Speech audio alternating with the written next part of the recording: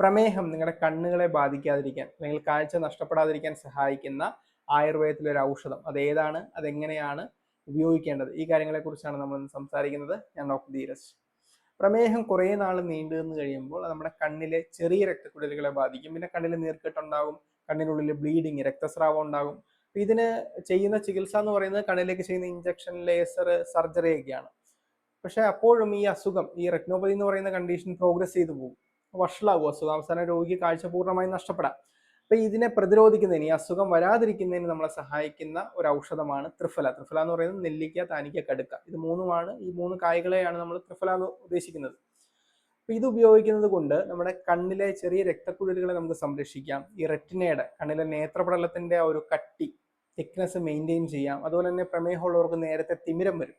അത് ചെറിയ പ്രായത്തിൽ തിമിരം വരാതെ സംരക്ഷിക്കുന്നതിനും ത്രിഫല സഹായിക്കും.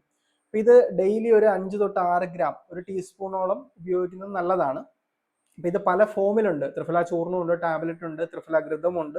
ഇത് ഏത് ഉപയോഗിക്കണം എന്നുള്ളത് നിങ്ങളുടെ അസുഖം, നിങ്ങളുടെ ശരീരപ്രകൃതി, നിങ്ങളുടെ വയറിന്റെ ആരോഗ്യം, ഗട്ട് ഹെൽത്ത്, ഇതിനെയൊക്കെ വെച്ചുകൊണ്ടാണ് നമ്മൾ ഇതിൽ ഏത് ഉപയോഗിക്കണം എന്നുള്ളതൊക്കെ തീരുമാനിക്കുന്നത്.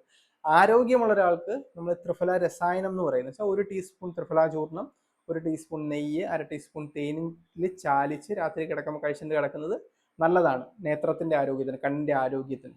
പക്ഷെ അത് നിങ്ങൾ ഉപയോഗിക്കുന്ന സമയത്ത് എപ്പോഴും ഒരു ആയുർവേദ ഡോക്ടറെ കണ്ടതിന് ശേഷം ഉപയോഗിക്കുന്നതാണ് ഏറ്റവും നല്ലത്.